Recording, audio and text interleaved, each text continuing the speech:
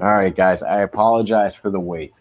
We were we were shooting a bunch of ideas at each other in the background. So I apologize for anybody that was waiting. Um, and I started up a little late because had a choir concert tonight. Hey, priorities, man. Dude, choir concert was awesome. I got to see my niece, got to see my daughter. It was great. Cool. I But was that's happy awesome. to see it. I love to hear it. Yeah, no, I appreciate that you had a little more free time to actually work with me. Definitely, yeah. I've been wanting to hop back on here for a while now, so I just figured that like the time was right, and I had the free time, so let's do it. Well, and I've had one guy specifically, Zachary Kim is his name, and he's like, "When are you gonna have Joey Gage back on again?" He goes, "He's the he's the one guest that we've been wanting to have back on for a while." What's going on, Blue Eyed Diva? Hope you're doing well. But in case anybody hasn't met Joey Gage, this is and then Zachary Kim pops in. Sure enough, Oh. and so I haven't had Joey on in a while. Joey, if you'd like to introduce yourself, tell people a little bit about yourself. Yeah, feel free. Yeah. So my name's Joey, Joey Gage. I produce music under the artist name Amun Raja. If you want to look me up on Instagram, that's AMUNRAJA, Amun Raja. But yeah, I produce music. I play handpan. But I'm also a writer. I do all sorts of different stuff. You know what I mean? I just like to enjoy kind of every aspect of life, and I don't really compartmentalize my life. Like my spirituality kind of bleeds into my music and all the rest of my life as well. So, but yeah, so that's me in a nutshell. Kind of just. Well, and I think me and you connected on that like level a long time ago because like me and you grew up in the same town and didn't know each other. Right. And I just thought it was the wildest thing. I was like, how do I not know this guy? I was like, we probably hang out with the same circle of people. And he was like, well, yeah, kind of a little bit. Like there's a little bit of overlap, but I'm surprised I hadn't heard of you sooner. And yeah, it was great actually getting to meet you. Like especially when you've come over to my house before. Yeah. I That was actually pretty cool. do enjoy hanging out with you. You're a good person, Yeah, and I can I say the same like about you, man. Yeah, for sure. I appreciate that. But more than anything, I like that you'll dig into these philosophies with me and these ideas with whether we're talking about religion, spirituality, or anything along those lines, because I think they're all kind of interchangeable at a certain level. Yeah, they're all Um, interwoven. and I think that brings us to tonight's topic, which is the construction that you've been working on lately, the project you got going on. So, well, the main thing that I just finished up was releasing my book, which is called The Arrow's Path. So it's basically all about different spiritual modalities, different world religions, the parallels between them, and kind of integrating that into like a modern life, as well as just a couple of my different experiences, like down that path. I talk about shamanism and spirit journeying. I even talk about psychedelics, and we'll get into that. I'm going to read a little bit from it. So, but here's what it looks like. It's the Arrow's Path. There's been speculation as to whether this apostrophe is in the correct place, but let me tell you that I can argue for its placement right there at the end. Yeah, right there. Hold on, I'm going to pull you on big screen here. There Some you people go. would say it should be over here, W apostrophe S. Well, I'll have you know, I'm old school with it. So we're going the British route, I suppose. I was told that this is the British way to write it, so that's fine. Well, I But mean, if we're going to go English, might as well go with the old English rather than the new English. right, yeah, old. That's old with an E, I presume, right? Yes. So yeah, so I mean, let's just get into it, I suppose. Oh, hold on. I got a couple questions already coming in the chat. So right I on. told you Zachary Kim wanted to come back on, and he does this thing with all of my guests. He does character association with all of my guests. I think I'm Simba, Jody is Nala.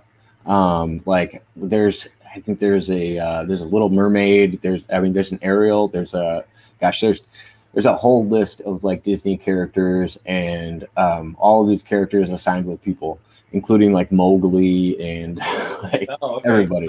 So Zachary Kim was wondering if he could associate you with a character. I would be honored. Yeah. All right. There's your answer, Zachary Kim. Yeah. No, I would be honored. Absolutely. Because he's usually got one in the chamber when he asks. And Okay. he's been asking for, God, he's been asking for a while. So let us know if you get one, Zachary. Yeah, go ahead, shoot. I'm ready. That's But awesome. what can you tell us about the book without giving us? Whoa, that's a different one. Okay, he said Steve from Blue's Clues. Oh, I love that. That is a real honor, actually. Okay. All right. I can go with that. I mean, kind and caring guy like Steve can't go wrong. No. Yeah, he is a role model, and I mean, to be fair, I guess I watched him growing up, so it Might have rubbed off a little bit. might have rubbed off a little bit. I mean, like I'm a dad too, so like I think that probably has worked itself like really into my character, and honestly, like it has helped me just build upon like really being more patient and like practicing what I preach. Yeah. Yeah. But so to talk about the book without giving too much of it away, I guess. I mean, yeah, it's a supposition of all of these different extractions from holy text, from sacred texts. So I'm Well, talking about different quotes from the Bible, from the Bhagavad Gita, the Tao Te Ching from Taoism, talking about like the Zen platform of the Sixth Patriarch. I think I even quote like the Vajra Sutra, the Diamond Sutra. So I mean, we're getting deep into Buddhism, Hinduism, Taoism, Christianity, and we're comparing these texts and showing the parallels and how these messages are being echoed and repeated. And not so much that they're being copied, but that this knowledge has been being spread and that it's a message overall of love and of like brotherhood, you know what I mean? And it's, I think that it's just, and I get into this, I talk about karma being the light of the world and how karma will always, even if it disappears from one spot in the world, it'll spring up somewhere else. So there's always this love that's like echoing and reverberating throughout the universe. So it's kind of about that. It's about like the fundamental nature of the universe in a way. If we try to tell people about the cover picture, because I think that'll actually explain it a little bit too. Okay. So this is actually an image that I generated, an AI generated image, if you will. And it was what is it, prompt? The prompt was Jesus, Buddha, Krishna, all one God. And then we ran with it. And this was my favorite one that I got. And yeah, I that's really what I think that we're getting at here is that my fundamental understanding of Christianity is completely different than what most people consider Christianity. And I would consider myself a Christian because I'm a follower of Christ, but I'm also a Buddhist, and I also have practiced shamanic spirit journeying with a rattle and a blindfold.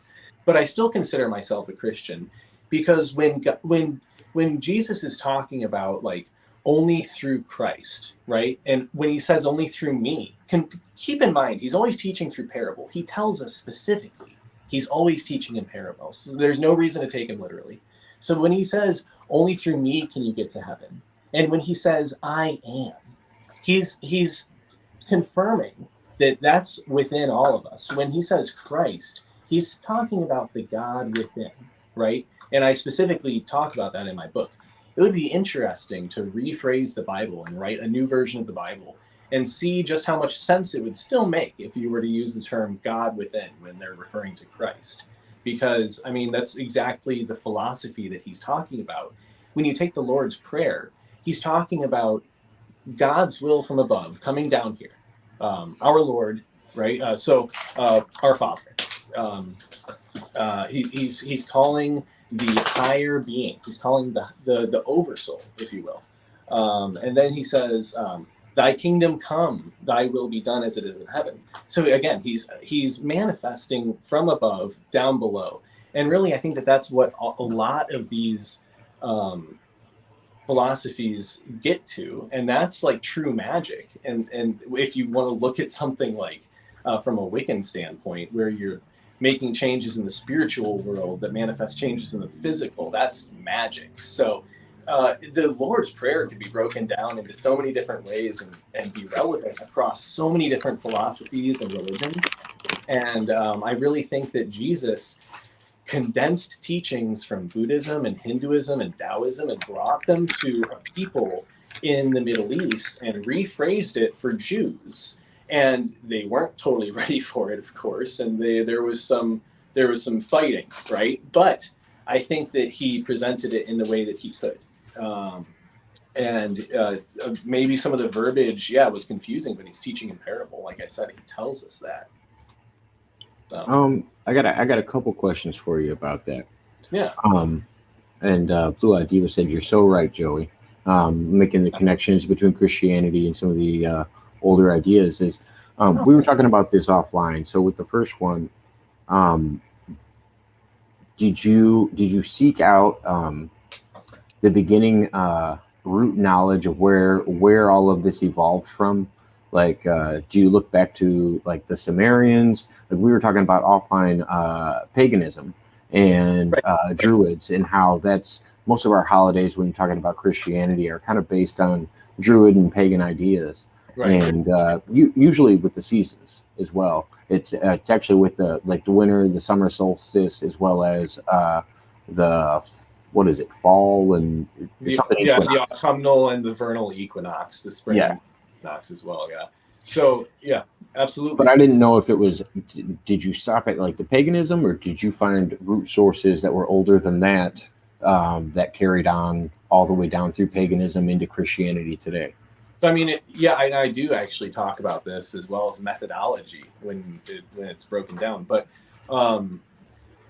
predating paganism, and I guess it's an essential part of paganism, but also predating it, because what we have in paganism is a structured religion, and we have ceremony, right? So when you have ritual is a magical act, and the outcome might not always be the same. A ceremony is technically a magical act, but it's a recitation of something, and the outcome is always the same. So it's a difference between ritual and ceremony. So to me, that I'm straying slightly from the topic here.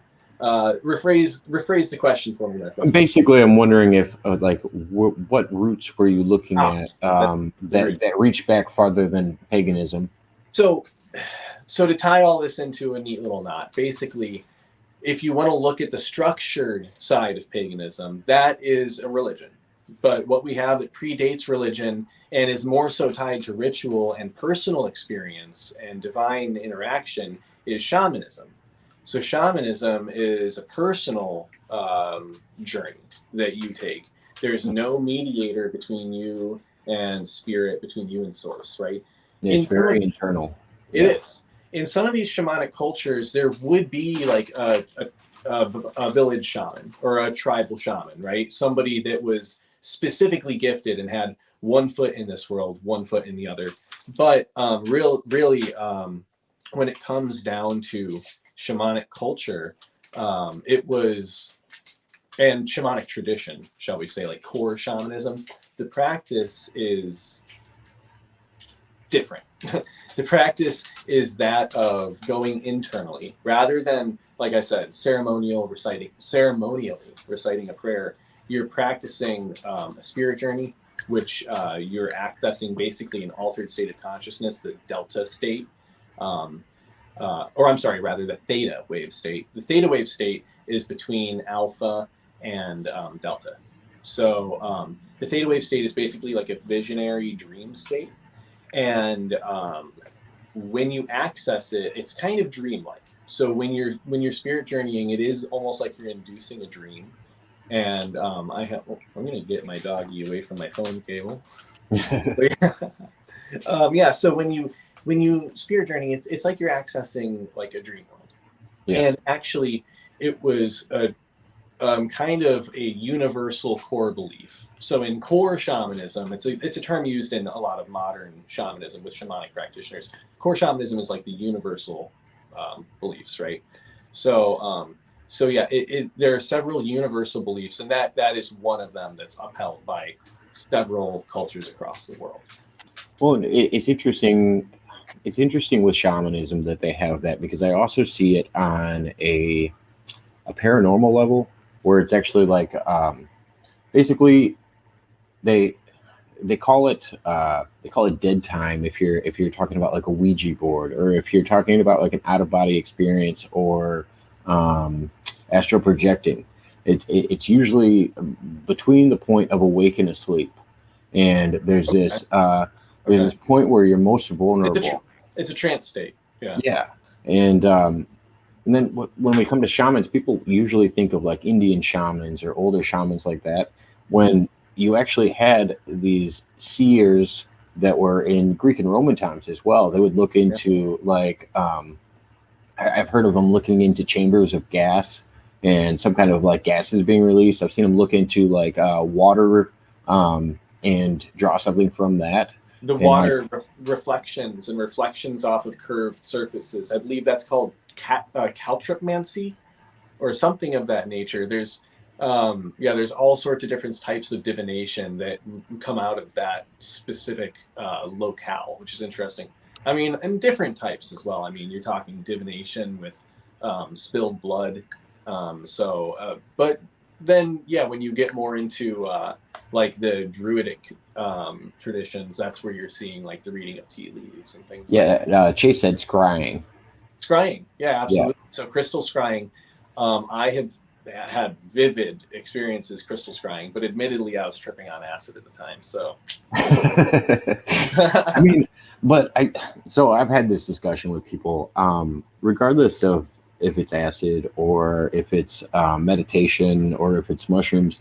And I think this is just for men because I've talked to a lot of women about this, and they're just they have way better intuition than most guys do. they do. And I only reach that point of intuition where I'm either at a point of meditation or hallucination or something like that, where I can actually take in more things. For Like I'm me, more what really perceptive. helps, I think, is the crystals. You gotta have big crystals. Yeah. I mean, I guess size matters. I guess that's where I'm lacking. All I got is salt crystals. So Oh, you got some halite over there. Okay. yeah, yeah. I'm just trying to keep away the negative ions. Nice. Yeah, that's good, dude. No, you're doing right. You're doing right. It's about all I know. No, that's too funny. But so back to Jesus and Back the to misinterpretation of his message. What do you Right. think about Jesus's lost years and him possibly traveling through the Middle East, also in Asian communities as well? I think they've talked about him being in the Himalayas at one point. Issa, under the name Issa. Yeah, different name, but Now almost Issa has seemed to a be the tomb. same figure. Issa has a tomb specific. Yeah. So Issa didn't. So does Jesus. He wasn't in there either. It's true. It's true. We don't know. So, no, it is very interesting. The Issa thing has been discredited by a lot of different sources, but I think that the people that are discrediting the Issa story are also not really like credible themselves. So, like, to me, if you do the research, here's the issue. That monastery, that Tibetan Buddhist monastery, we all know what happened to Tibet, okay? The scrolls are fucking gone. They're gone. Mhm. So Yeah. what are you supposed to do? You can't go there and ask the monks to see the scrolls anymore. They're gone. There's no evidence. There's no proof. Yeah.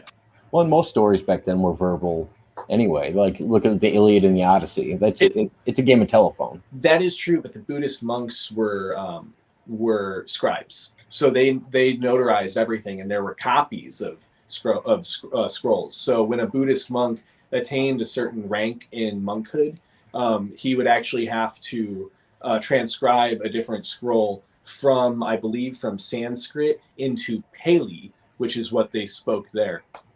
So yeah, they would have to transcribe from the original Sanskrit into a different language, and it had to be approved by the older monks. So it's a whole different process. So they did actually record everything, and there were supposedly scrolls and recordings of this Issa. And it correlated to the Jesus story, Mhm. which is really interesting. I wanna let you field this one because apparently there's a diehard Christian in the chat, and I thought this would be a fun question to address, or I guess it's a statement. It said nothing more than hocus pocus brought to us by the enemy. See you later. I'll pray for you all daily. I pray for you all daily. That's kind of what we're talking about, boss man, is how the stuff that you read today, whether it's Christian, Judaism, Catholicism, all of them have roots. And whether we want to talk about flood stories, whether we want to talk about a single Messiah, whether we want to there's a lot of things that we can point to that are a lot older than Christianity. I mean, we can talk about the creation stories and similarities between the Norse mythology and the Christian and Judaic Genesis. There's so much. I have a guest on today. I'm not sending out links to everybody. I apologize, guys. Maybe towards the end of the show, if you guys are on a little bit later and Joey wants to take questions or something like that, you guys are more than welcome to. If you guys hang out for a little bit, but I do want to cover this book and get through some of the ideas in it. So bringing it back to my original question, what root sources were you looking at? What that were older than paganism? Do you reference like the Sumerians inside of the book? Do you talk about older civilizations at all? I do talk about older civilizations, although not specifically the Sumerians. What I'm focusing mainly on is the philosophies themselves. So I'm speaking less about the peoples and less about the cultures and more so about the religious modalities and ideologies and the terms used in discussing them and the similarities between them, kind of. So it's almost like a guide, and I think that it's a good guide for somebody who's either a layman or an adept and who's interested in correlating and tying knots, kind of like tying loose strings, because it's all just connecting these things. So. Well, yeah, these are constantly reborn ideas. Right. That's what I was talking to you a little bit about. We were talking about language and symbolism offline, and that's the craziest thing is these things are reinterpreted over and over and over again. And I think the core of what they meant originally has pretty much done a whole 180 from like what they originally were. I think we gave an example of like the swastika. How you can find this way, way, way, way older, and at the same time, it's already been taken over by a war, like with one warring fracture. Just one little historical blip. It's suddenly evil when it's actually supposed to represent like eternity and eternal life. But I mean, that's spirituality in general. So what we have oftentimes with religion is we're taking a spiritual divine experience and then taking that experience, and instead of understanding the experience fundamentally, we are worshiping the experience itself. So then we just have this kind of like echo chamber of religious worship around a story, as opposed to understanding what the story is about. And that's the whole thing, is like understanding a living God, not just a God in a Bible that was written by a bunch of monks and scribes, but instead understanding a living God that that Jesus talks about, that Jesus is saying that we're all connected to. He says that how many times does he say child of God, children of God, as well as child of man? Mm-hmm. And it just, to me, the more and more I read the New Testament, it comes to me in leaps and bounds off the page that he's talking about all of us being connected to God. He tells us over and over again that he teaches in parable. He's consistently teaching in parables. So I don't know how people can be out there trying to take the things he says literally when he's teaching you in parables. That. Like you have to know to look at a Christian Bible as parables at the best. At the best, right. If it's just a great moral story, like I don't judge all Christians by the Christian Crusades. I judge them. I judge it by the people that actually follow the way of Christ, which sadly doesn't really correlate. Usually, it doesn't at all. It's the same way. It's like, okay, if somebody tells me, "Hey, this is the word of God," I go, no, kinda, and then they go, why is it kind of the word of God. It's kind of the word of God because it was written 100 years after his death by males who considered, women to be, lesser than men. Another thing is this guy once asked me, and I would consider him like a friend, and we were sitting at a coffee at a cafe, a coffee shop, and just talking about the Bible and God. We specifically met up just to talk about the Bible. And I couldn't get past, I suppose, his literal interpretations. And I guess I was just accused of this, but he was kind of saying that my open-mindedness towards things like the Tao Te Ching was basically like devilry, right? And like being like lured in by the devil. And to me, that is not the devil. That's not what Jesus would have said. When Jesus is talking to the devil in the desert, he was alone. The devil was there tempting him. And, if you're the Son of God, tell these stones to become bread. And he says, no, for it is written, thou shalt not survive on bread alone, but on every word that's written by or every word that is coming from the mouth of God. Right. So, no, I think that to say that the knowledge that's from other cultures is the devil is to say that you're the only one that's right, and then to not listen to the other people's message. Like if you like look into the message of like Hinduism, how could a Christian like hate on a Hindu? You know what I'm saying? Like I mean, you get that in Christianity just on the surface level. How can you, as a Christian that goes to church and lives a regular life, compare yourself to somebody that's Amish, that's practicing the religion way better than you are? Absolutely. Way better than you are. They live it. They live it, exactly. It. And then there's Mennonites, and then there's so many different levels to this. And we're not all Ken Hams. We don't all believe the earth is 3,000 years old and God placed all these trees that are older than the Bible here for us to observe. Like some of that shit's hard to do. Like I don't understand where they come up with some of that stuff. What about dinosaurs? They're here to trick us. Right. Stop. These fossils were placed here to trick us. Yeah, there was no dinosaurs ever on this planet. Right?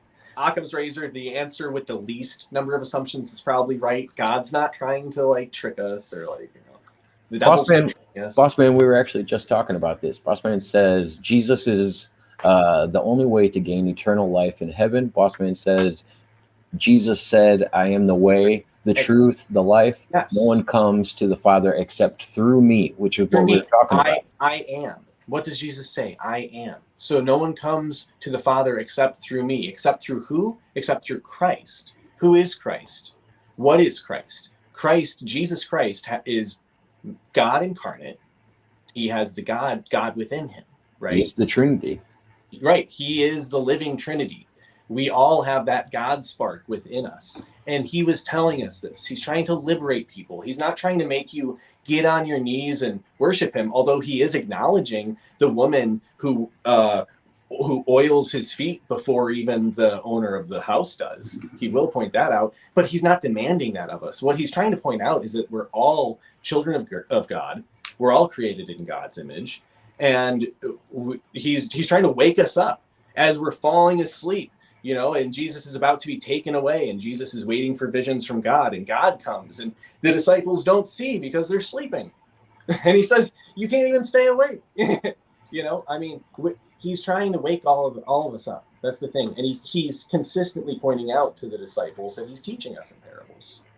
And he's not trying to trick us into worshiping him, although he was a wonderful man. And he was, yeah, we can say he was so vocal about not being deceived by these false idols. Right. He goes, if anything, find the true source. He wanted you to question things. He wanted you to actually look into it and make sure you were following the right path. As Alan Watts not blindly says, don't look at the finger pointing at the moon, but look at the moon, right? Mm-hmm. Yeah. There's a few more questions coming in comments. Let's get right to the fact. Did he even exist at all? Only Only one of the world's known historians at the time even mentioned his name. The same Son of God story has been told long before White Jesus. Well, I mean, that's assuming that we're talking about white Jesus now. I mean, yeah. I don't think we there's might any be such both thing as white. White Jesus. Well, we're both white guys, you know, but no, I mean, first of all, I don't think Jesus was white. That doesn't make any sense. No. But no, I mean, the thing is that I do historically believe that Jesus did exist. I think that there's evidence for that. And the more that you dig, you know, that's the thing is if you are doubting, I invite you to go and do the research, honestly, because if you look up things like, if you want to find a good book to dig into, check out The Case for Christ. Go purchase The Case for Christ, give it a read, come back to us next time. I really think it could actually change your mind, because I really do. I have bounced back and forth between so many different spiritual modalities in my life. I can't even tell you. I mean, it's been a wild ride.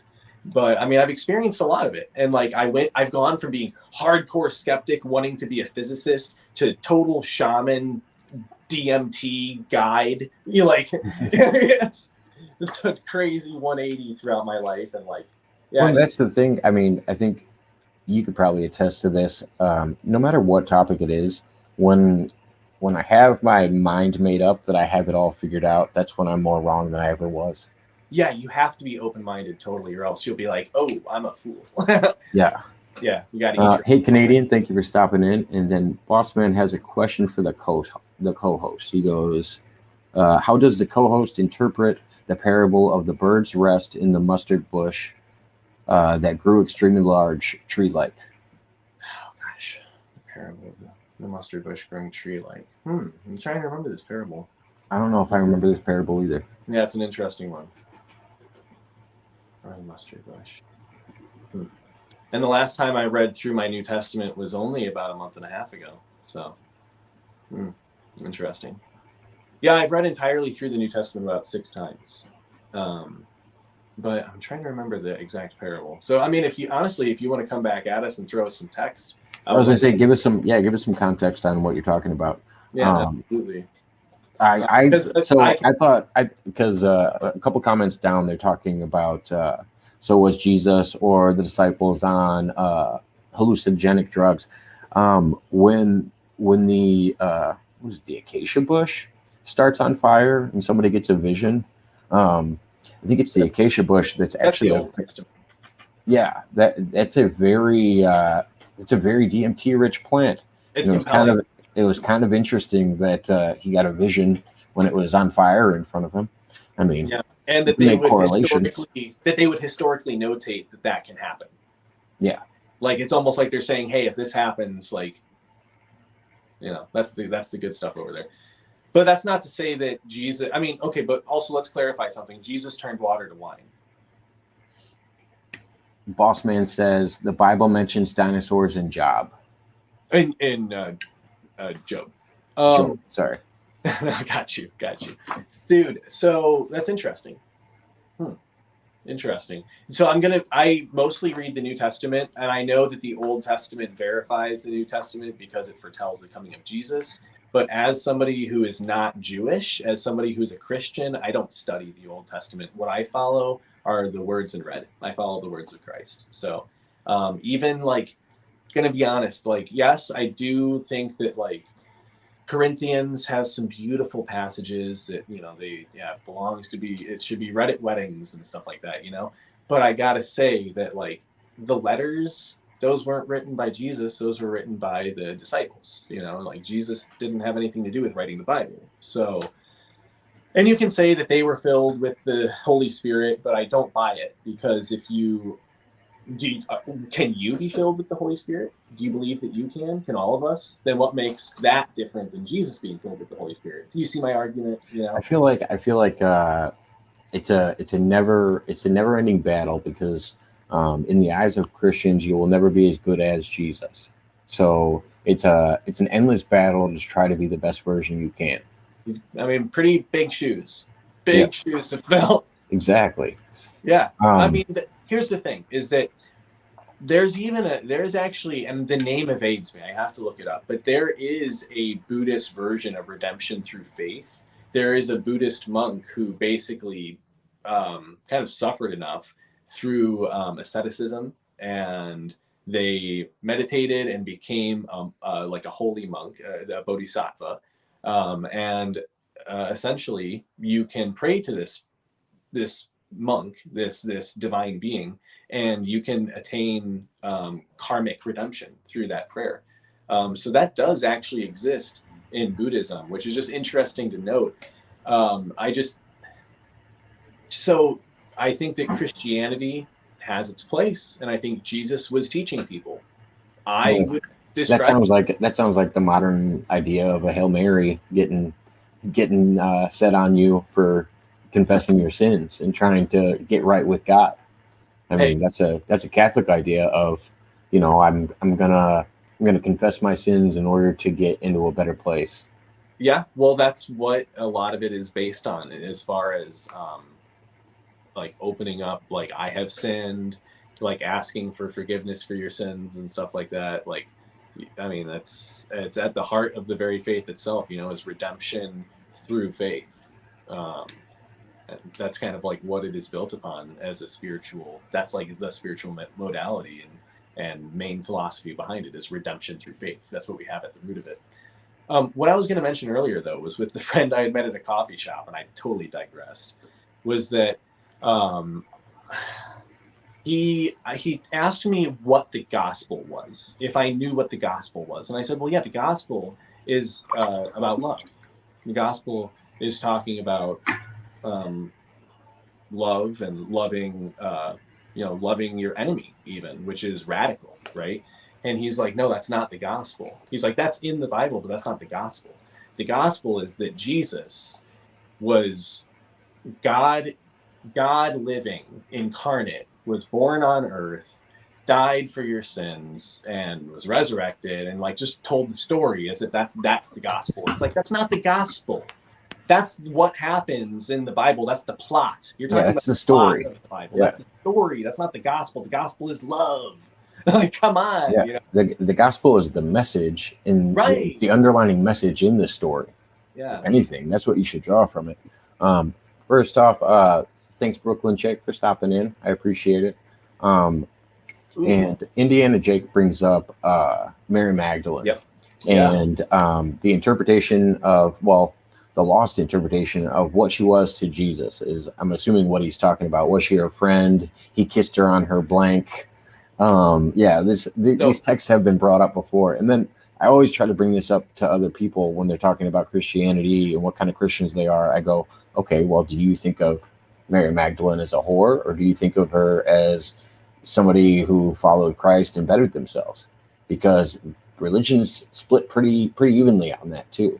And can I tell you another thing here is that Jesus was a rabbi, and it's not absolutely bound. However, like, as far as like community is concerned, rabbis are married. You're marrying people, you should be married in Jewish culture. Culturally speaking, rabbis are typically married. It's just a thing. So Jesus was a rabbi. He might have been married. He very well could have been married. If he was married, he could have been married to Mary Magdalene. If you read the Nag Hammadi library, which is a series of texts that were dug up out of the desert when somebody was looking for fresh dirt for farming, they found this clay pot, broke it open after a while because they thought there might have been genies inside of it. There weren't genies. Instead, they found these texts that were lost texts that had basically been taken out of the Bible after the Council of Nicaea, because rather than a monk destroying these texts from the Bible, he wanted to preserve them and not destroy the Word of God. So he put them in this jar and buried them. Later on, they were discovered, and it's the Nag Hammadi library. You can download free PDFs online, and I think everybody should read this. And in it is the Gospel according to Mary Magdalene, and she's like schooling all these other disciples, and I think that it's such a valuable read. There's so many lost books. Well, I don't know if they're lost books or removed books. They're removed, I believe.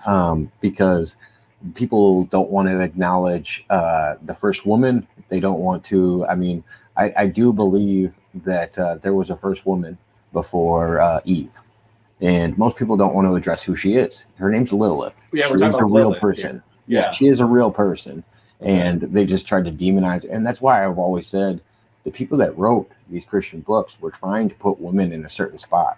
Yeah, and that's where I think Gnostic Christianity does kind of get it right. So if you research that a little bit, I think it's cool, but also beware perhaps of modern Gnosticism. You know, I just think that it's cool to have the access to the old texts, to the Nag Hammadi library.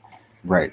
Well, if I ever ran into a woman who was a diehard Christian and it was the only way she could ever be, convinced of, any kind of, I don't know, afterlife, like I don't have a problem with people using anything in their life as long as it doesn't turn into a crutch, where if it was taken away, you wouldn't be able to function anymore. True. Like if I walked up to some person that was a Bible thumper and I said, well, but you wouldn't be here without my rib. Congratulations. Like that would be a hard thing for anybody to take, especially with modern society. I think women are just as equal to men. I think women are way more intuitive than men, and they have all kinds of abilities that men don't have. But the way the Bible depicts them is just, it was clearly written by guys. Yeah. No, and let's be real though. Again, I made this point earlier, but I describe myself as a Christian. I don't describe myself as being Jewish. So I don't adhere to the Old Testament. Like, there's a lot of stuff in the Old Testament no one should adhere to. Things like cutting off people's hands and taking people's eyes out. Yeah. Like, don't do that. Yeah, slavery. I mean, we could point to quite a few things in the Old Testament that probably don't live by. Yeah. Brett had a question for you. He said, what's your favorite Bible verse?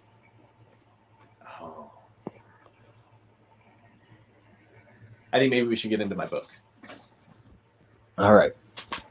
Yeah. Good to deal with. All right. Let's Let me get to the book. I'm gonna jump through the rest of these. We have like five or six comments from each person to catch up to. Okay. Boss Man finally answered the mustard one. He said it was a test. He said Boss Man says I figured. He talks about himself in third person, so that's why I read Boss Man says every time. Boss Man says the overgrown mustard seed bush represents the Christian church, and the parable bird represents evil. Jesus is just telling us that there will be evil within his church, unfortunately. Well, and there absolutely is, unfortunately. Oh, yeah. And that's why he tells you not to worship false idols. And that there will be plenty of people who come in his name. Yeah. Look at a lot of the people who gravitate around the church. There's a lot of ugliness, It says a slippery slope. Revelation was inspired by psychedelics. That Revelation was actually inspired by psychedelics. I'm sorry. Oh, I've heard these awesome texts that I've looked back at, and it's from like the 1930s and the 1940s, and they speak of Revelations like it's already happened. Oh shit. Yeah, and the idea that Revelations is coming is a new idea. Like they actually spoke about the four horsemen as being conquerors from the Middle East, and they rode in on horseback. And like I've heard some really interesting ideas about Revelations recently. That's crazy. I mean, I do think that our timeline is skewed, and we were talking about this before we actually jumped on. I do think our timeline is skewed with like the pyramids being built, the Sphinx, the Giza Plateau, all that kind of stuff. I think it goes so much further back than we actually know. Yeah, you just named everything that was older than the Bible. I mean, there's probably more things that are old. I mean, there's redwoods in California that are older than the Bible. Maybe Buddhism, Hinduism, paganism, shamanism. We were talking about this earlier. Not to discredit Christianity, it's just that we have to acknowledge the things that came before, and to not do so would be stupid. And that's what this whole book's about. That's what we've been talking about, is this source information that helped us get to where we are today. We're not saying Christianity's bad. Christianity's a great thing. And Joey's even saying he recognizes himself as a Christian. I have a crucifix tattooed behind my ear. A crucifix? Yes, I'll show you. It's specifically so it can never be inverted. Oh, nice. Yeah, I don't know if you can see that because I can't see you. Your hair got in the way towards the end, but I saw it when you first showed it. Oh yeah. Yeah. So I mean, and I got it somewhere where it could never be put upside down because that bothers me. I do also have an Ankh tattoo, but the I think that all these modalities can coexist, and I think that that's the point. And if you don't look at all of these different philosophies and religions, you're not living an examined life. And I believe, was it Descartes who said an unexamined life is not worth living? Mm-hmm. So there we go. That is Descartes. I really quickly need to let my doggy outside. Oh, you're good. Thankfully, you're I'm good. right on my porch, so it's going to be like lickety split. But all right. she's a good girl. I don't want to make her wait too long. Everybody. Bossman says Jesus was upset at the whole solid animal and bird for exorbitant prices, just like any other guy. Hello, Emily. Welcome back. Yo. I'll be right back. I'm letting my doggy out. Oh, yeah, you're good. Right on. The Sumerian, the Mayans, etc. Yeah, those were all older civilizations. Yeah, but we were talking about that earlier. I mean, so many of these things are roots. I mean, and that was like one of the first things we talked about was paganism, the solstices and stuff like that. That's what all of our Christian holidays are based on. Does anybody really think Jesus' birth correlates with December? I mean, really? Like just knowing your own history, and if you're going to account that these people are real people, then it's like saying that Jesus was white. I think there's a balance to these things where you can acknowledge history and then also acknowledge where we might have adapted. And I think what we were talking about with pagan solstices and stuff like that it correlates perfectly. We know Jesus wasn't born in December. Like, we know he probably wasn't white, but if you want to believe, that that's totally fine, I guess. But it's kind of hard to say that everybody else is wrong. But maybe Bossman, maybe he'll get into. He said the guest is on the verge of blasphemy in regards to saying Revelations was inspired by hallucinogenic drugs. So hopefully we can get into that and get into it a little bit deeper. We can talk more about that. Let me get some more water real quick. Oh, you're good, man. No hurry. So, no, that's interesting. I mean, the thing is that there's talk. They specifically talk about. They talk about substances in the Bible. So to say, oh yeah, interesting. They talked about THC oil. I actually did a school report on that. And they talked about THC oil and that they used to rub it on their bodies in order to soothe pain and stuff like that. So like even cannabis was that was the purpose of my report, was to point out there was actually cannabis in the Bible. And people were like, no, it wasn't in there. I was like, yeah. I was like, they weren't smoking it. I was like, the same way that they talk about it now. I was like, but they were talking about these oils that they would put together and they'd rub on people's bodies and it would soothe pain. They'd also help with pregnancy and pregnancy pains and other stuff like that, nausea. Interesting. I mean, I had heard that some of the original hash was created by the people growing it, running through the fields and getting clumps of trichome stuck to their body. So it would have essentially been like a bubble hash kind of thing. And then they just peel that off and that's the hash. Yeah, that would make sense. Gosh. Yeah, that'd be a weird way to figure it out. Imagine you're just peeling hash off your body. You're like, I should probably try to light this on fire and smoke it. What led you to that? I guess you got like. Well, you'd assume it smelled like a skunk or something bad. Like most, like it's an acquired taste. I would assume with most marijuana. Right. Yeah, I don't know for sure. I mean, I don't like. I was actually having this discussion with somebody the other day. I think sativas smell pretty, and I think they smell nice. I think indicas are not meant to do that. They're not supposed to smell nice. Yeah. They're not supposed to smell pretty. That's your skunky, your different smells. Yeah, it's letting you know this is medicine. Yeah. Oh, that Brett, you came with the classic John 3:16. I like that. All right, and then also Genesis 1:1. In the beginning, God created the heavens and the earth. I talked a little bit about Genesis in here. We could definitely get into that.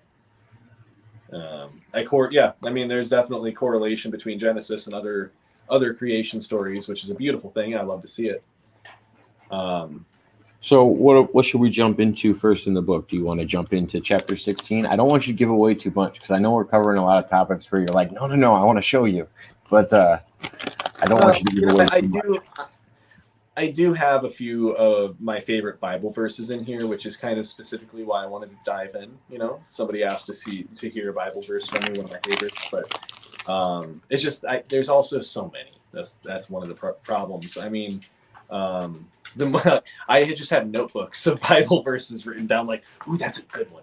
Like, it's silly. It's kind of silly. It feels like I'm really diving. Like with my notebooks, like you'll see, it'll be like Bible scripture, and then like a bunch of arrows to the next page, and then it's like shit from the Bhagavad Gita and the Tao Te Ching, and like correlating to like the Bible verses where it's the same thing. And that's how this kind of book is written, honestly. So I don't know. I mean, I had mentioned DMT earlier in passing, just being a DMT guide for people. I think this last comment, I'm going to throw it up because I think it'll go into what we're about to talk about. Bossman says the word sorcery in the New Testament is a Greek word, pharmakia, SP. Our word for drugs. By the way, Bossman says Bossman has no issue with weed. Okay.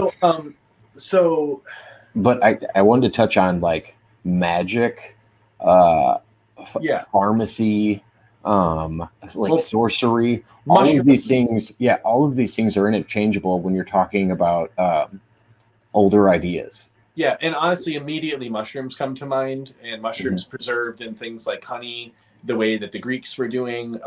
So I don't believe that necessarily those things are sorcery or evil, because you're talking about things that God created, right? I mean, even religion was described as sorcery at that time, though. Like all of these things were actually interchangeable. It was the same with science and alchemy, and like alchemy and science were considered blasphemy to the church. Like all of these things were, but science is accepted now. Like we don't think of it as a bad thing now. Like, and magic was also thrown into there because I think there's a level of alchemy that could be considered magic. Okay, let's talk about this. Hold on. Where do we think the Christians, the fundamentalist Christians, get their fear and their aversion to the horrible number 666 from? Where does numerology come from? It's not listed in the Bible. It's not in the Bible. It says because we made the jump for 666. All they said was the mark of the beast in the Bible. I think that it might be mentioned somewhere by King Solomon, possibly. But King Solomon also practiced a lot of demonology and a lot of rituals that modern Christians would consider demon worship, despite the fact that King Solomon apparently summoned demons in order to build Solomon's temple. Mm-hmm. So, I mean, and he's like controlling them or something somehow. Well, he had a list of the hierarchy of demons. See, and I don't even, honestly, that's something I don't even like to get into too much, because like I am a light worker, right? I work with all this positive energy to try to bring people to the light. I know all about that kind of shadowy, dark stuff. I know about angelology and demonology with the hierarchies, right? But I don't like to really get too much into that. First of all, I don't like to put power into thought forms. And second of all, I want to steer people towards a healthy direction to get them started. I always hesitate to point people in the direction of learning about hierarchies and this and that, because I think that's a slippery slope. You know what I mean? Oh yeah. I mean, there's a balance to it. I like my Led Zeppelin and I like my Aleister Crowley's as well. But I do think names are power. And I do think manifesting these things and talking about them a lot does bring them around you. I think manifestation is a real thing, and I do think names are powerful. That's why I'm not here listing popular demons or something like that. Right. No. What I think is funny, and I mentioned this on Facebook to my family, and I think I might have hurt some people. But I keep in mind, I am not partisan by any way when we talk about politics. But I think it is funny that the far left liberals have elevated Trump's name to the point of almost having like power as a thought form. Like the name Trump like brings just so much heavy connotation to mind. There's so much affiliated with the name, and it's just interesting to me that like, yes, like they convicted him and stuff. You know, I think that all these people are happy with what they've done, but at the same time, they've kind of immortalized the man. You know, I mean, he was coming in with a name that what's the term when you outsmart somebody with an idea? You can trump them with your idea, right? And that was a term prior to him running. No, I think there's some significance in that, like to the fact that like now they can actually use the word when they're talking about the individual as well as the actual situation. I don't. I think that it's a weird thing that we do with language. I think there could be some subtle text in there. Yeah, I mean, and who knows? It might be intentionally designed a little bit. And Brett, we'll get into that. The book is for sale. Is it listed on Amazon? It's on Amazon. The Arrow's Path. The apostrophe is in a weird place. Some would argue. Oh, other way. Some would argue that this apostrophe should be over here. I would argue the other way around, but that's okay. But all right, let's get into the hallucinogenic properties of your book. Absolutely. So I talk about all sorts of stuff in here, but yeah, I do definitely mention my experiences with psychedelics. So chapter 11, I'm just going to read you. I mean, we'll just read the whole chapter. You know, I'm happy to do that. Okay. So it's titled DMT, the Life Changer. I made a pilgrimage for my first experience with DMT. I had practiced shamanism and spirit journeying for nearly a decade at that point, and I felt I was appropriately prepared for this experience. To begin the DMT ceremony, my guide filled a container with water in the other room while I internally recited a shamanic prayer I had received on a spirit journey. Thank you, Spirit, for this fiery, watery, earthy, airy planet. It is so perfect. My guide brought the water into the room and placed the container on the bed. We were in a hotel room, non-smoking, so we skipped the smudging we would have typically done to cleanse the space. Ah, my water is down here. We both offered 2 rose petals, one red and one white, and set an intention with each petal. She then gave me a protective sachet in a small glass bottle, which sat in my lap, and a slice of rose quartz, which I initially thought was carved with the number 15, but then realized was the Omega symbol. And we come back to that later. The stone sat on my left side, and a chunk of fluorite sat on my right. My guide made an offering of a few drops of CBD oil in the water, and then placed a few drops under my tongue. She then handed me a glass vial containing frankincense and myrrh. I enjoyed the luxurious dark perfume as she prepared the pipe. When you smoke DMT, it's a shorter trip, although it is often a very powerful experience. Drinking ayahuasca, in contrast, is described as this sort of magic carpet ride through the rainforest of Pachamama. The ayahuasca experience lasts upwards of 6 to 12 hours. I would be smoking a changa base with DMT crystals sprinkled on top.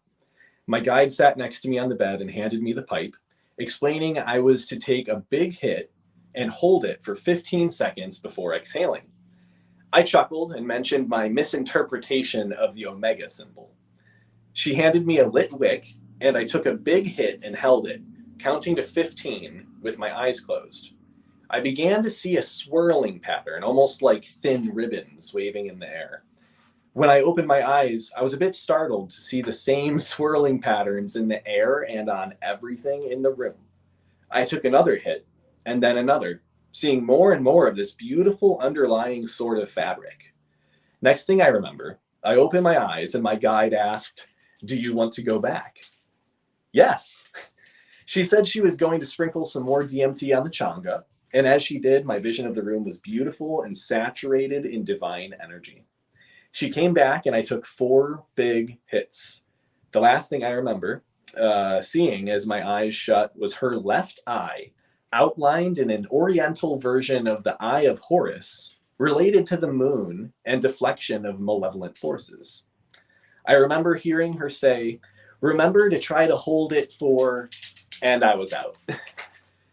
Around me, in front of me, and encompassing my entire field of vision, everywhere I turned, was a giant palace or temple of beautiful columns and arches which began to expand and shift in front of me.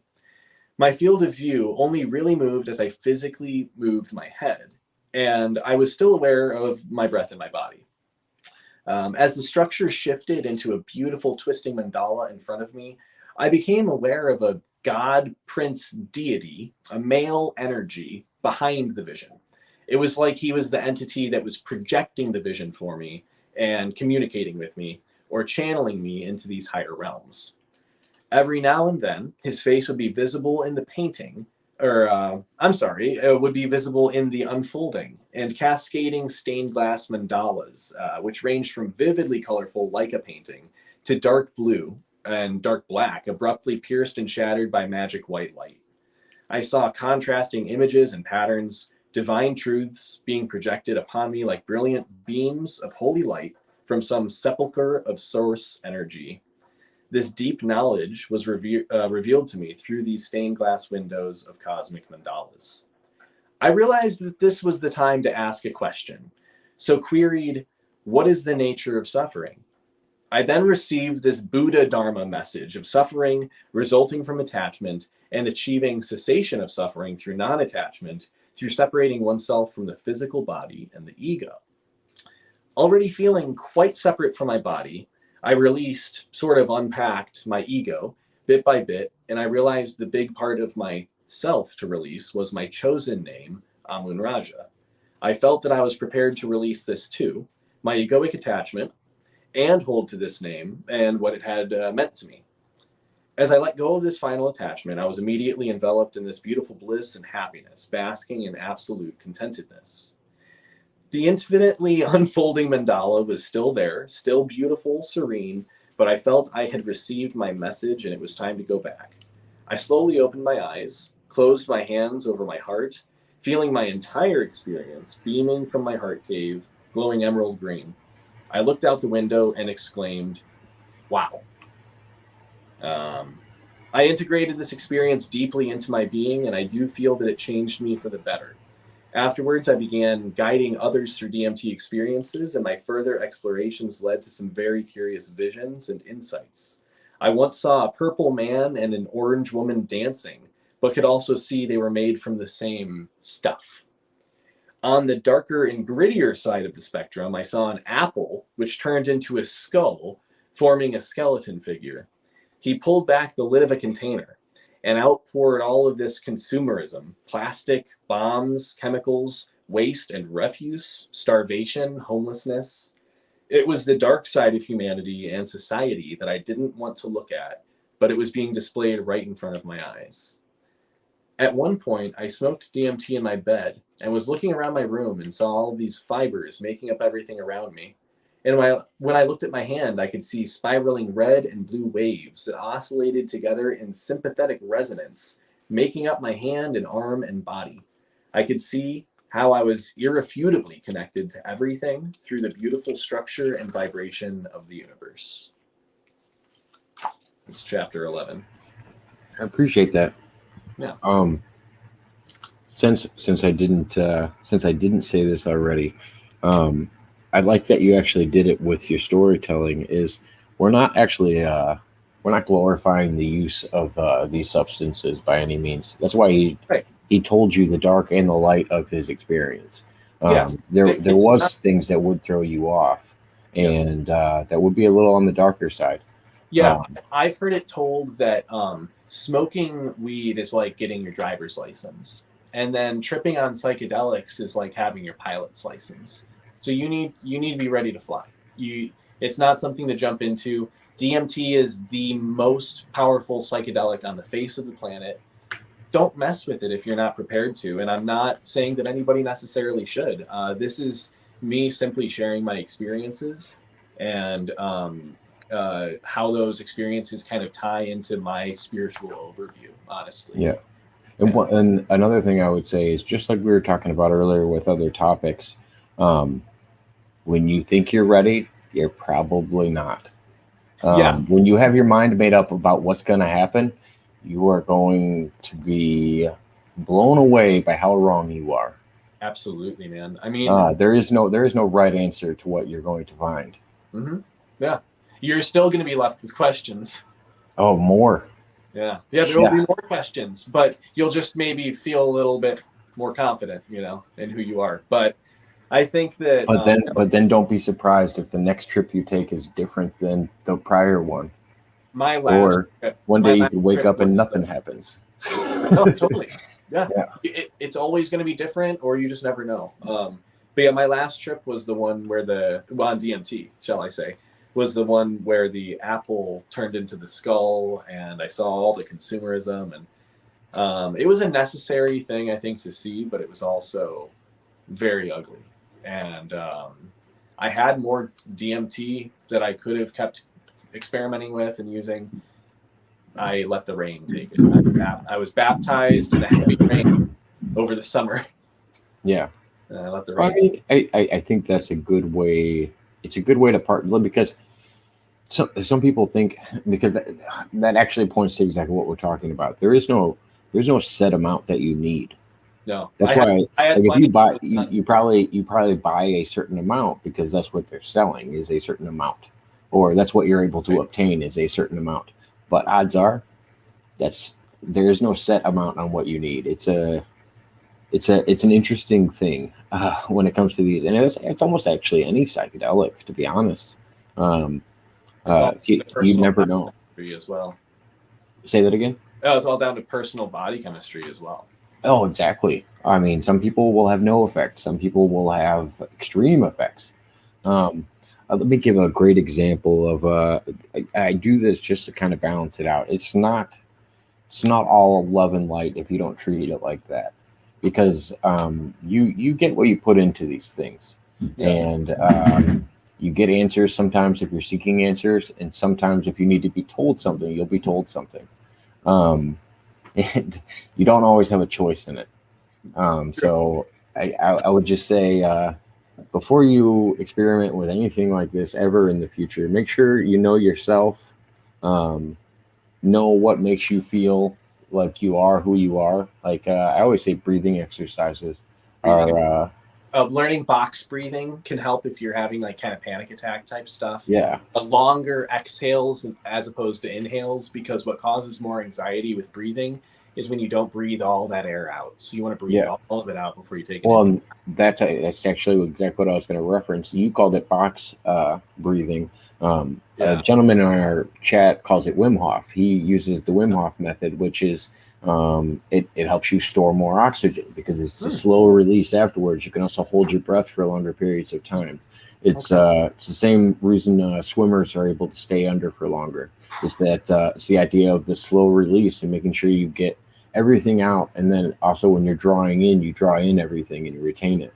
But yeah, the majority of the stuff that we exhale, we don't probably take it all in unless you're breathing properly. It's true. No, and I mean you got to be using your abdomen too. Most people aren't even exercising. Oh yeah. And most people are only breathing with the top half of their lungs, as a matter of fact, and they're slowly suffocating themselves. We should be sure that we're properly oxygenating our blood, and our brain can breathe. So I recommend everybody get one of these. It's for people to strengthen their breathing when you have some kind of respiratory issue. And what it does is when you're drawing in, you have to keep the level at a certain level the whole time and maintain it as long as you can. It slowly strengthens your breathing ability over time. And there's all kinds of different things that you can do. I know people do different altitude training to do it. They use like breathing apparatuses to do it. There's all kinds of different stuff that you can do. But just being able to learn how to do it, just sitting in your own living room, just being in your own thoughts and just breathing in and breathing out. Like I always got the first time I learned, because I'm highly ADHD. It took me so long to be able to sit still and just like try to meditate. So what actually worked for me was I was in I was in some kind of drug rehab class, and I was there. I was so mad. I was there for marijuana 2 years before marijuana got legalized. there's people in there on heroin and all these like serious drugs, and I'm there for marijuana, and I felt really dumb. I felt like I was blowing it for all of the marijuana users. Like, oh, this kid got in trouble. He's making us all look bad. Like, but they did a guided meditation, and it was like a journey. It was like storytelling. Like you were imagining you were walking through the woods, and you were focusing on like the sounds that you heard. And it eventually got me to a point where I could just look at a flame and meditate.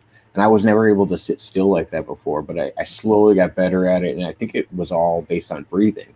Like the breathing is what really grounded me. And when I feel out of my element, no matter how I got there, whether we're talking about some of the substances or whether we're talking about just anxiety, anything, that breathing brings you back and just lets you know, like, you're a human. These are the abilities you have. It's all in the breath. It's all in the breath. The life is in the breath. Amen. Amun. Amun Raja. Amun is the Egyptian god of air, of the breath. So, and I mean, in the beginning, what was the word, right? So, I mean, you were talking about breath. Yeah. Life comes from the breath. When in many cultures, when man was like created, God breathed life into man. So I'm looking for this one chapter on meditation because what were you saying about 16? What's 16 cover? Chapter 16. Oh, you know what? We can get back to chapter 16. Okay. Chapter 16 is all about. You're gonna end up reading this whole book to me. I know what's gonna happen. Well, we won't read all of it, but I'll read you just a little bit. I want to get you guys interested. But yeah, before we get off today, or after we get off, share me the link to the Amazon page. I got a few people that have already asked about where they can find the book. So absolutely, and I want to let you guys know I am already finding some typos. There will be definitely another revision that comes out eventually, but it is what it is. I guess when you convert stuff into PDFs, it's going to happen. So yeah, but yeah. I'm, like I said, I want to read to you this chapter just about meditation because you're talking about like different types of meditation. I would love to share a little bit about like Vipassana meditation and stuff like that. Because I was never able to understand like the Om meditation, like the humming, the repetitive. Yeah, mantric meditation. Okay, yeah, I was never able to figure out mantric, or would tantric be sexual then? Well, I don't know if there's necessarily a tantric meditation. I haven't studied tantric yoga per se. It's not something I super practice, but I mean, to me, tantrism is like the union between like a divine feminine and divine masculine energy. I don't know about like a tantric meditation. I'm sure that they're out there, but I can't say that I'm a super specialist on that. I suppose I'm more so focused on the journey. Because I think that could be very spiritual on like a Mother Earth level. It is. And like it could be an individual thinking about like Mother Earth, right? Absolutely. And I think that it's a beautiful union. And I think that when two spiritually enlightened people come together with intention, it is a beautiful thing. But I'm just not an expert on it. But I know I'm just speculating on it. I was just thinking like, because there's the internal where what would be with somebody else, and then the external of there's something greater than me that I consider feminine. And shout out to Brett. He pulled up your link and found it for everybody. He's got it on the bottom of the screen. Nice job, man. Right on. Thank you. Found the actual book and the link over on Amazon. Yeah, so there's also a PDF version, so, like on Kindle or whatever. So it is on Kindle. There's a soft cover and the hardcover version. But yeah, no, I definitely invite you to check it out. Like I said, though, I do warn you that I already saw a typo in the chapter about DMT where it says like in my field of vision, it says in my field division. But I think that you guys can figure it out. I think anybody reading this book has got to be at least kind of smart.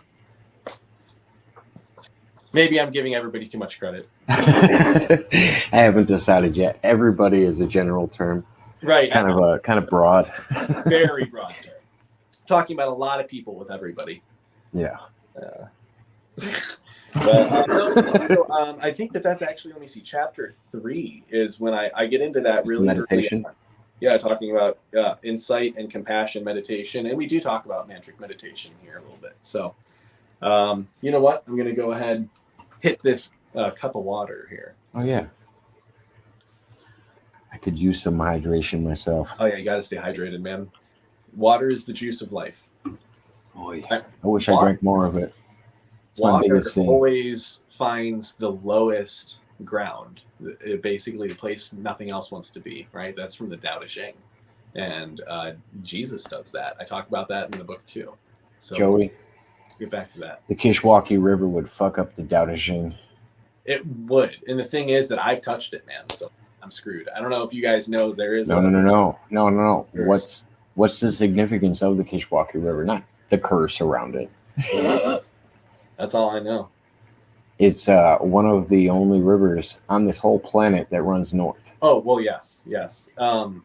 You were just saying that water goes to the lowest point, and I said the Kish is one of those things that would blow the mind of the Tao Te Ching because it's the only one that doesn't follow science when it comes to that.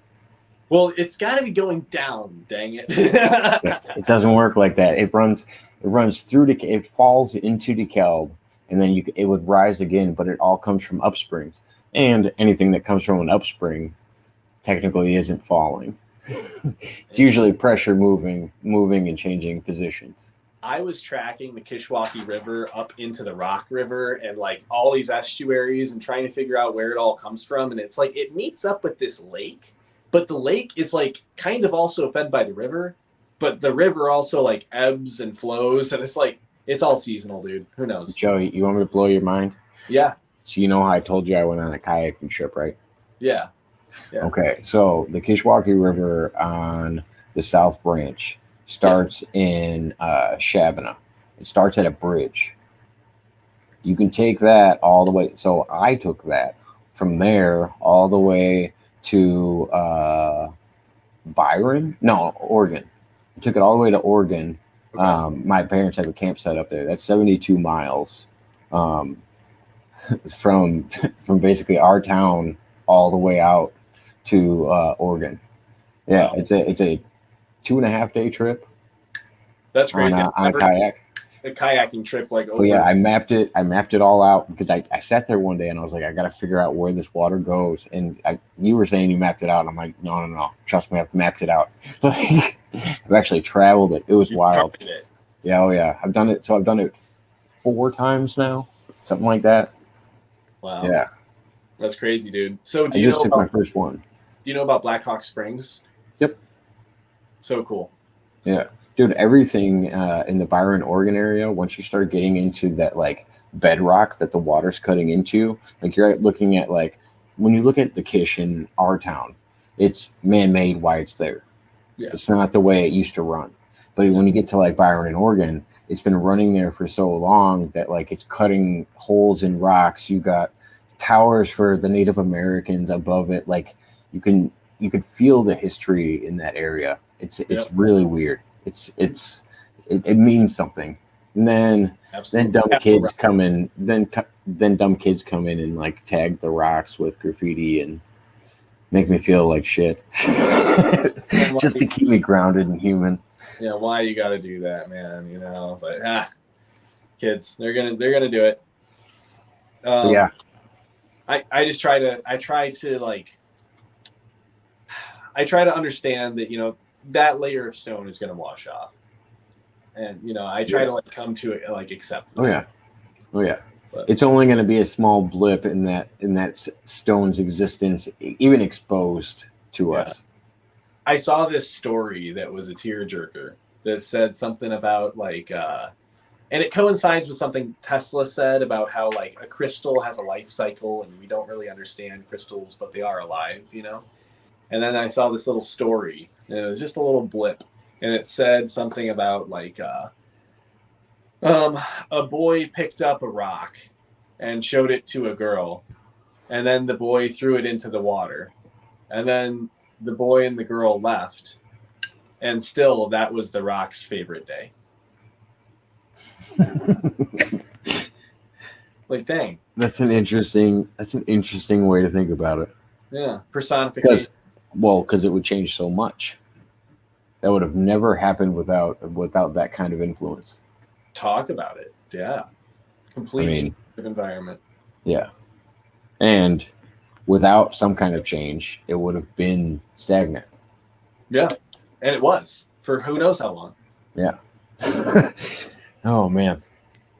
Unless I would say it was shore related. Hopefully, if it was that close to the water, it was shore related. Gotta be. Man, no, because we've talked about so much tonight, especially when it comes to like continental drift and stuff like that. Just like how much history in general is just lost to us, and we just have no idea of. And I mean, I think we see it today when we're just discussing topics like this. Like just discussing topic like this, history is lost to the people that I think are set in their ways. And it's not presented to people though. That's why your book is an interesting book, is because these ideas aren't really presented to people as a whole. Like you can dig for them and find pieces of it here and there. Sure. Like everything we've touched on was a piece of something. Like, right. To have it all brought together.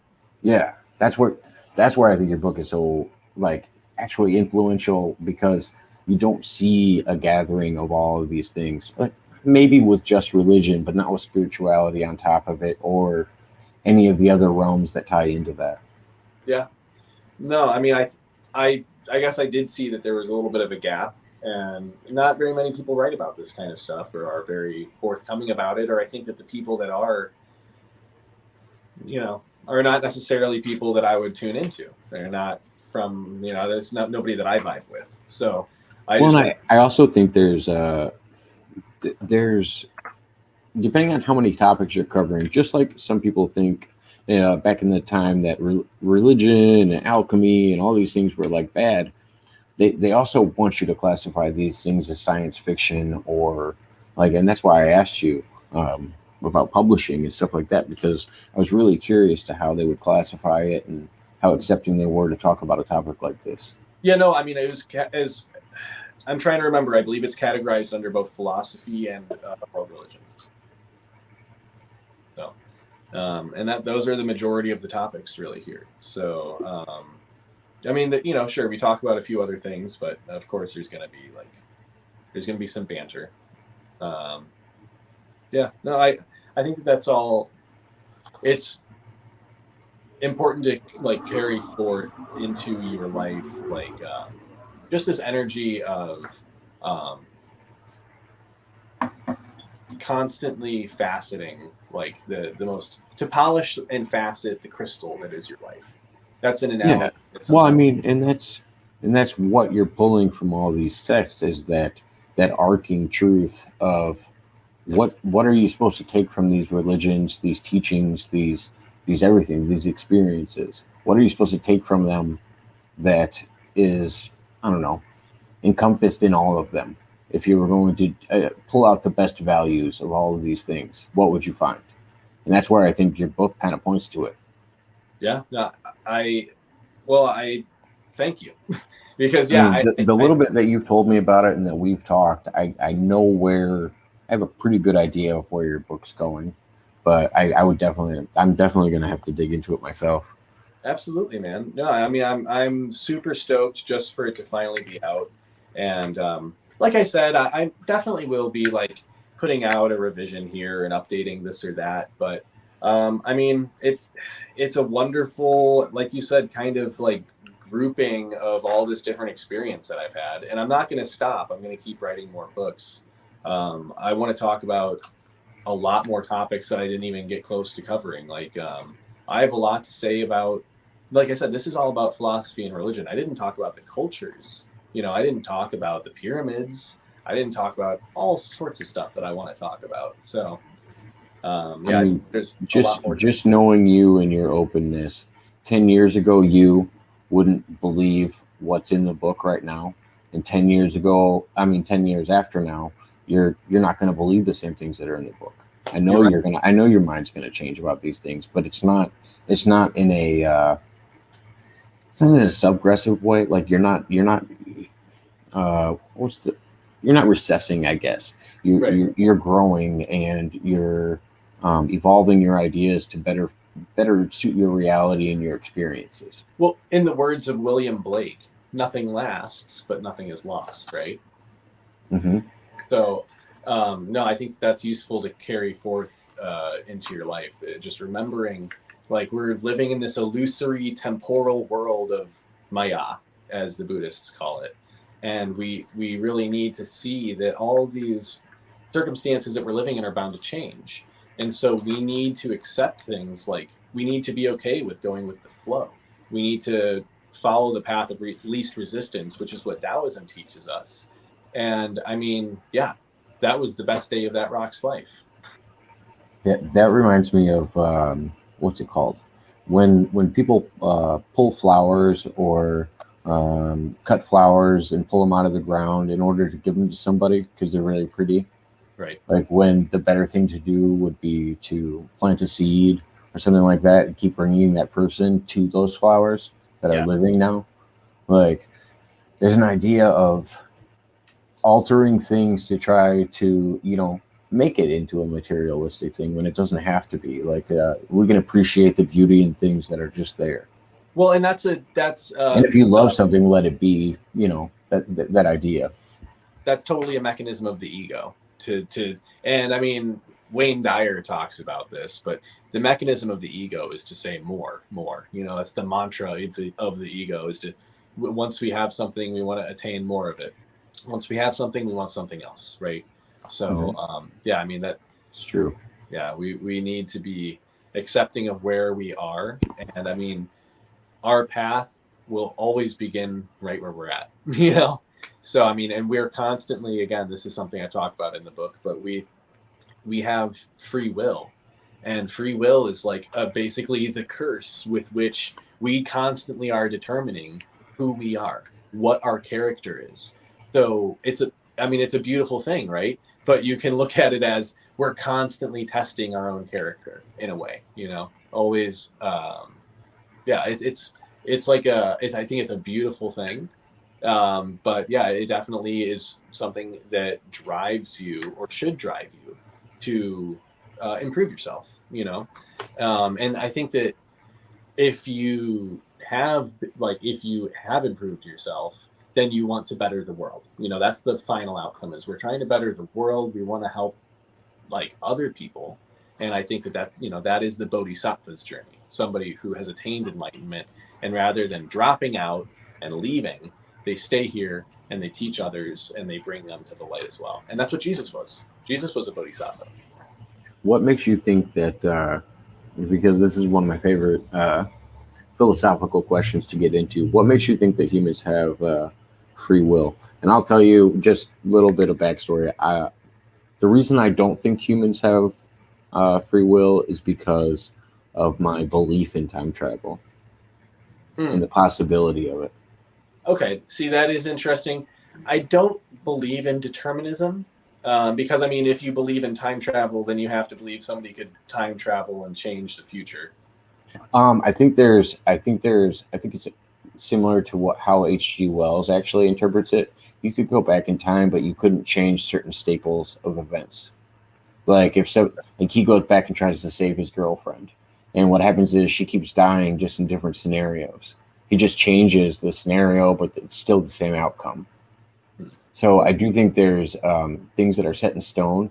I do think it could be the illusion of free will, and yeah, I think you want to think that the decisions you're making are going to have a big impact, but I also think that's a human ego thing as well.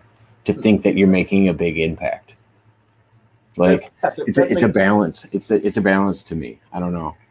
No, absolutely. Everything in life is a balance. It's a yin yang. So it it's also we live in a world where we make plans and God laughs. The universe just makes joke after joke after joke, and we do live in a yin yang where there's constant bifurcation. Right? Anytime we talk about something, it gets more and more semantically charged. So I think, um, oh gosh, I think that we have free will because the seat of the mind rests within us.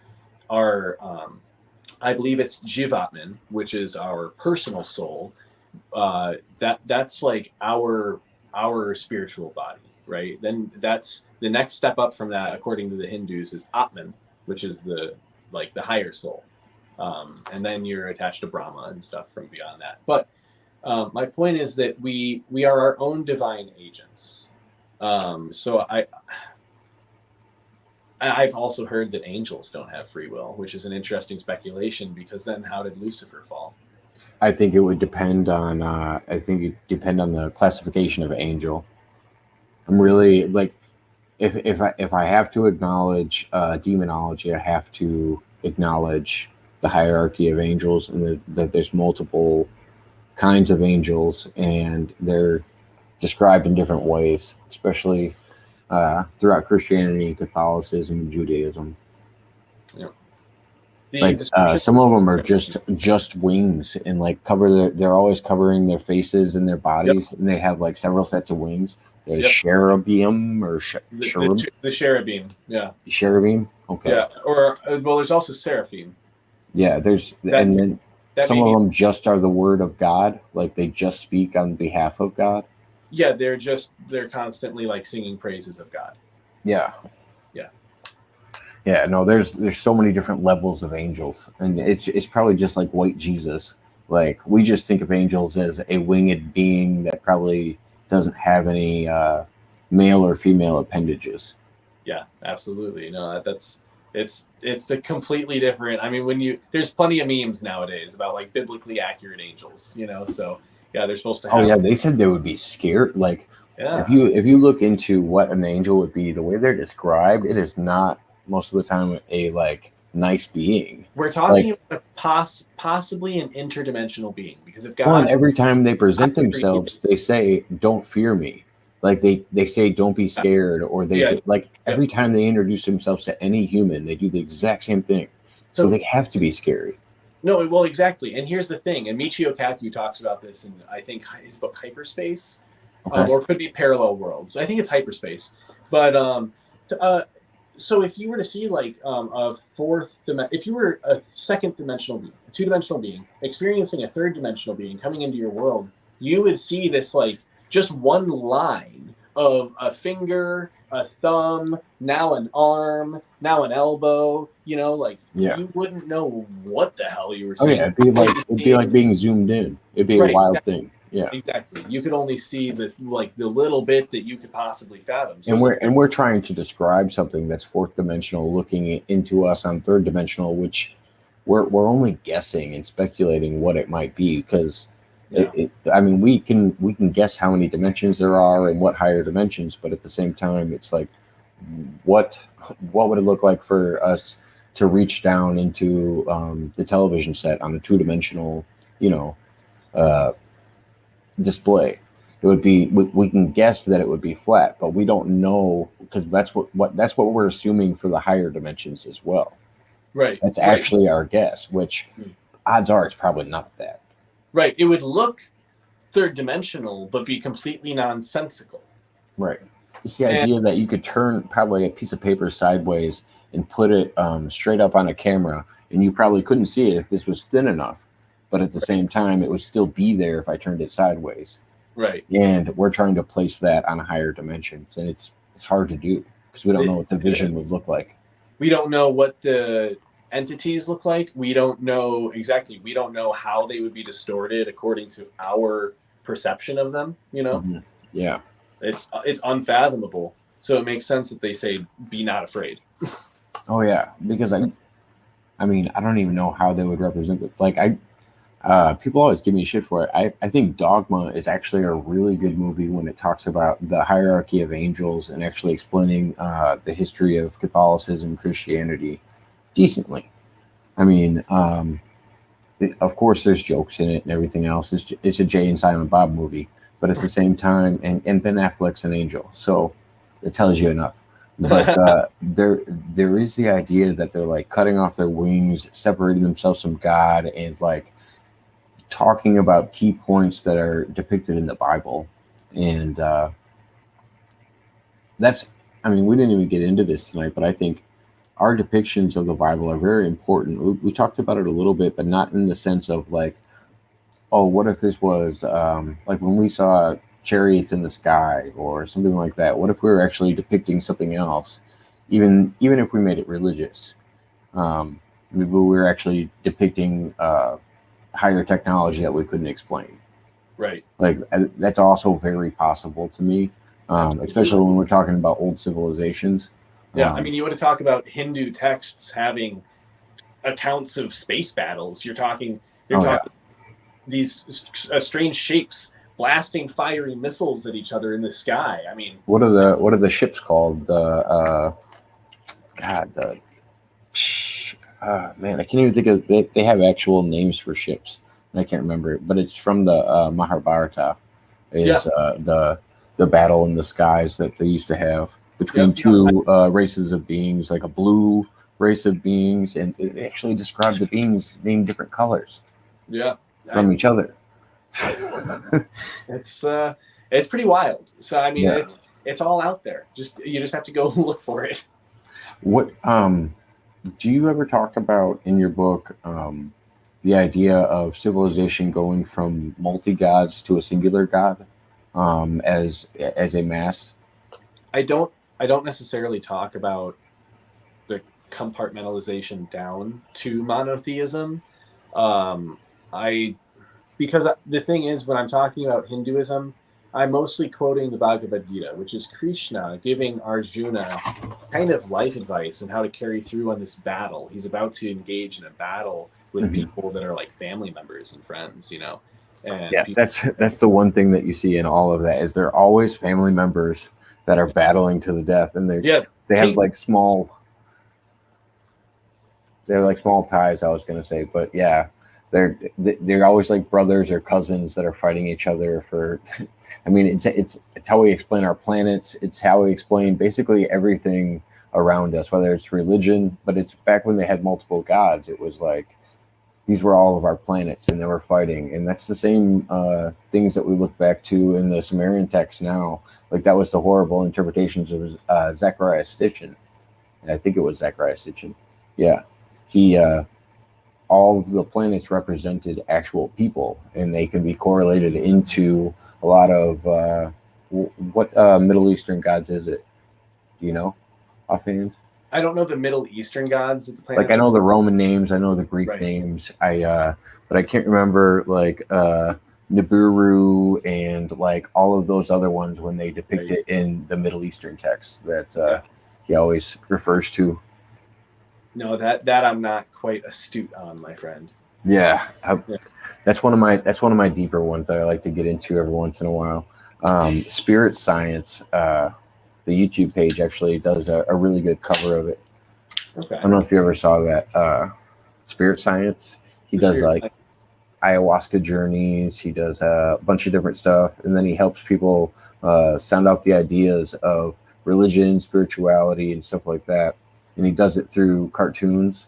He's got his own like I don't know avatar, I guess, and his name's Patch, and he's just I don't know like a I don't know like a stick figure, and he's got a little patch on him, and he explains all these religious and spiritual ideas, and it's kind of like your book, except it's broken down into like 5 minute segments to try to explain little pieces of everything.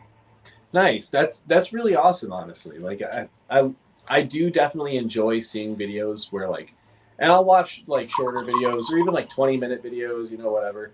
But yeah, just any videos where people are talking about any spiritual topic. Honestly, I'm happy to tune in and just take it all in because I think that that's why we're here.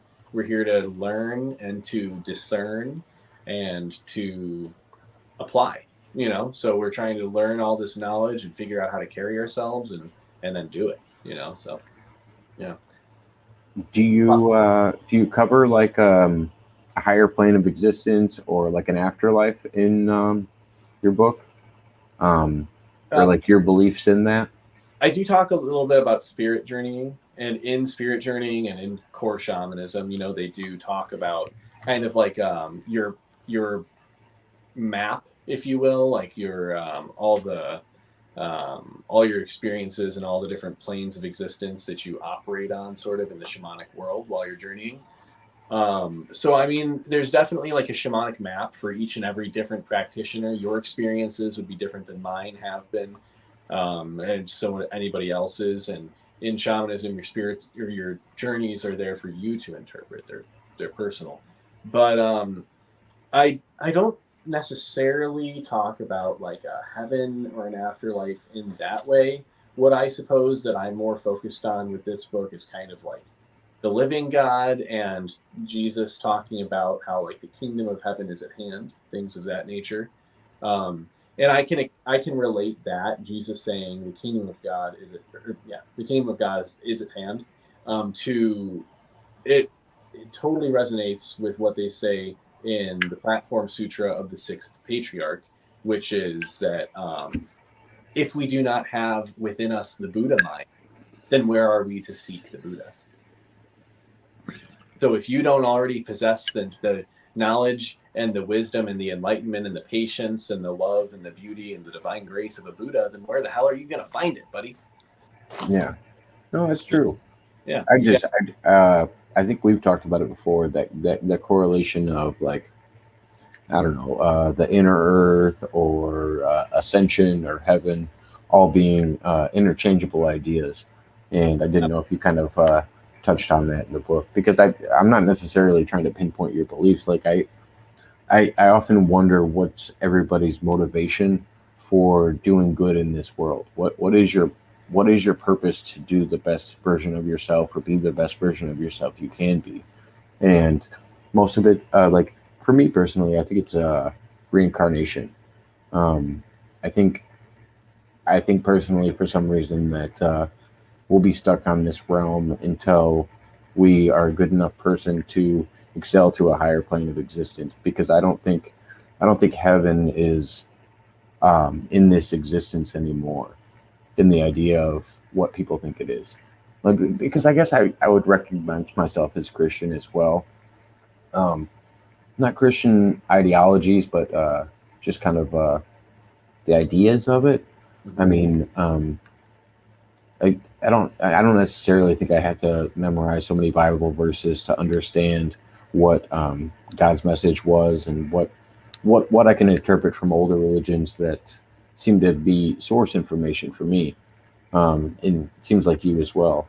Uh, I I just like you do, just try to compose it and try to get an idea. And if I think I'm stuck on this realm and that heaven isn't on this realm, then I have to be the best version of myself to get off of this realm or ascend or whatever to get Yeah. to, you know, the So divine light.